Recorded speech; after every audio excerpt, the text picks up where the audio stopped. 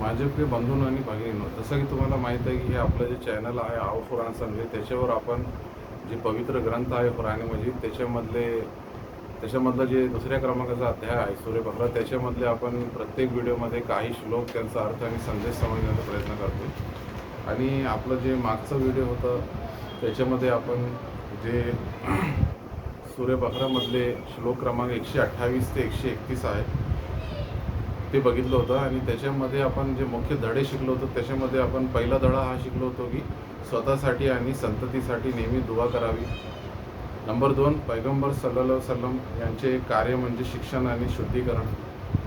Number 3, Ibrahim अलैहिस्सलाम यांचं धर्म शुद्ध तौहीद आहे. नंबर 4, इस्लाम म्हणजे पूर्ण समर्पण. आणि नंबर 5, यश अल्लाच्या आदेशांचे पालन करण्यात आहे. आता आपल्याला आज जे आहे पुढचे जे श्लोक आहे सूरे बकरामधले श्लोक क्रमांक 132 ते 134 पाहिजे आणि त्याचा संदेश समजण्याचा प्रयत्न करायचा आहे. तर आधी आपण श्लोक क्रमांक जे 132 आहे त्याचा मराठीत अर्थ पाहू. त्याचा मराठीत अर्थ असा आहे की इब्राहिम यांनी आपल्या मुलांना आणि याकूब अलैहिस्सलाम यांनीही हीच शिकवण दिली. माझ्या मुलांनो, अल्लाने तुमच्यासाठी हा धर्म निवडला आहे, म्हणून तुम्ही मरण येईपर्यंत मुस्लिम म्हणजे अल्लाहसमोर समर्पित राहा. आता या श्लोकाचं स्पष्टीकरण असं आहे की या श्लोकात इब्राहिम आणि याकूब अलैहिस्सलाम यांनी दिलेल्या शिकवण सांगितली आहे.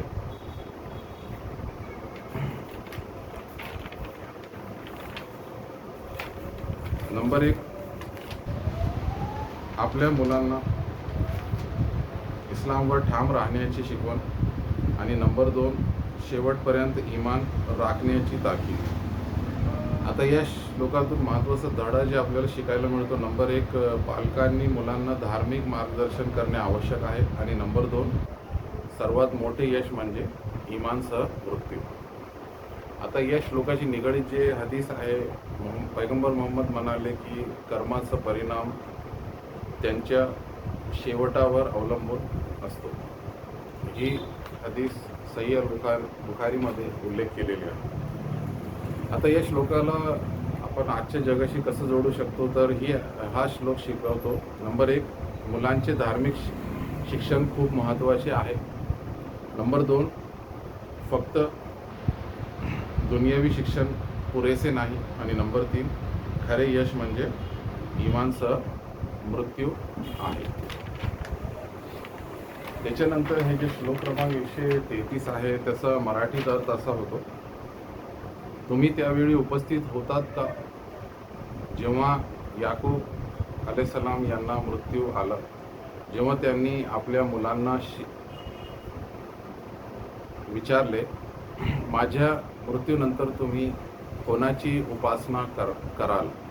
त्यांनी उत्तर दिले, म्हणजे मुलांनी उत्तर दिले, आम्ही तुमच्या आणि तुमच्या पूर्वजांच्या म्हणजे इब्राहिम, इस्माईल आणि इसाक अलैहिमुस्सलाम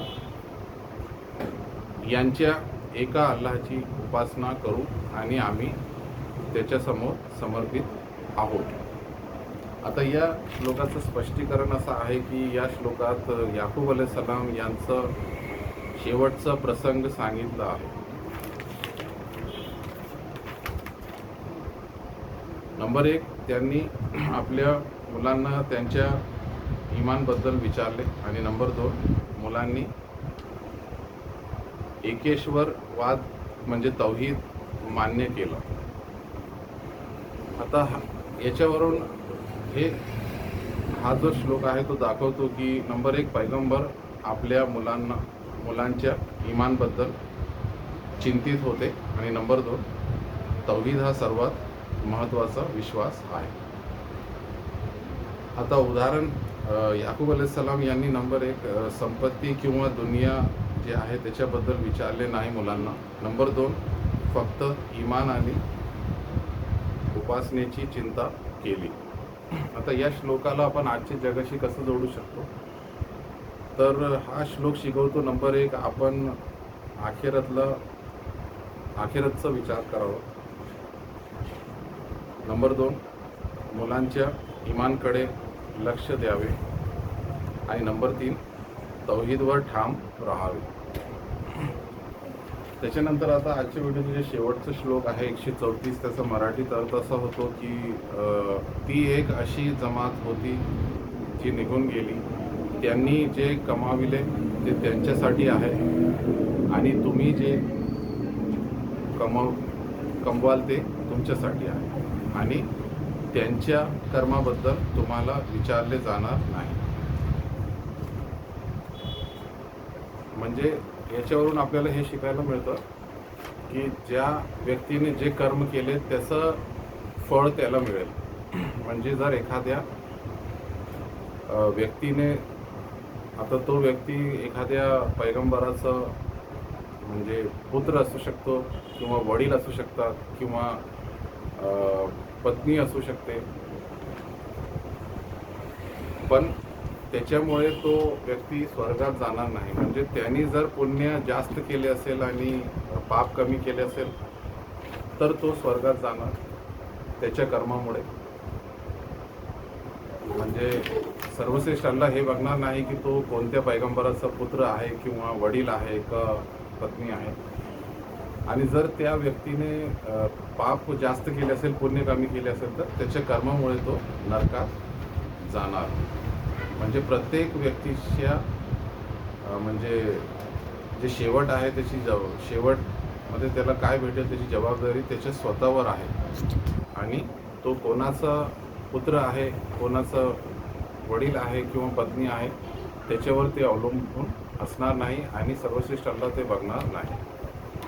आता या श्लोकाचं स्पष्टीकरण असं आहे की हा श्लोक एक महत्त्वाचा नियम सांगतो. नंबर 1, प्रत्येक व्यक्ती आपल्या कर्मासाठी जबाबदार आहे आणि नंबर 2, दुसऱ्याच्या कर्माचा भार कोणी उचलणार नाही. आता या श्लोकापासून महत्त्वाचा धडा आपण शिकतो. नंबर 1, वंश किंवा कुटुंब पुरेसा नाही. नंबर 2, कर्मच यश ठरवतं. आता या श्लोकाशी निगडीत जे हदीस आहे, मोहम्मद सल्लल्लाहु अलैहि वसल्लम म्हणाले, ज्यांची कर्मे कमी पडतात त्याचा वंश पुढे नेऊ शकत नाही. जसं की आपण पवित्र जे कुराणी मजीद आहे त्याच्यामध्ये बघतो की जे इब्राहिम अलैहिस्सलाम आहे ते किती सर्वश्रेष्ठ पैगंबर होते, पण त्यांचे वडील जे आहे त्यांनी एका अल्लाहला मानले नाही म्हणून त्यांचा अंत जे आहे ते नरक आहे. किंवा नूह अलैहिस्सलाम हे पण खूप सर्वश्रेष्ठ पैगंबर होते, पण त्यांच्या पुत्र जे आहेत त्यांनी एका अल्लाहला मानले नाही म्हणून त्याचा अंतसुद्धा नरक आहे. किंवा लूत अलैहिस्सलाम पण पैगंबर होते, त्यांचं अंत म्हणजे स्वर्गात आहे, पण त्यांची पत्नी जी आहे तिचा अंत जे आहे ते नरकात आहे. तर आजच्या जगाशी आपण या श्लोकाला कसं जोडू शकतो, तर आज अनेक लोक नंबर 1 कुटुंब, जात किंवा ओळखींवर अवलंबून असतात, पण हा श्लोक शिकवतो नंबर 1 खरे यश आपल्या कर्मावर अवलंबून आहे. म्हणजे आपण पाप जास्त केले, पुण्य कमी केले का पुण्य जास्त केले, पाप कमी केले याच्यावर अवलंबून आहे. आणि नंबर 2 प्रत्येक व्यक्ती स्वतः जबाबदार आहे. म्हणजे कोणीही कोणाला वाचवणार नाही किंवा कोणीही कोणाला मदत करू शकणार नाही. म्हणजे एका व्यक्तीचे पुण्य दुसऱ्याला कामाला येणार नाही किंवा एका व्यक्तीच्या पापाचा जे भार आहे तो कोणीही दुसरा उचलणार नाही.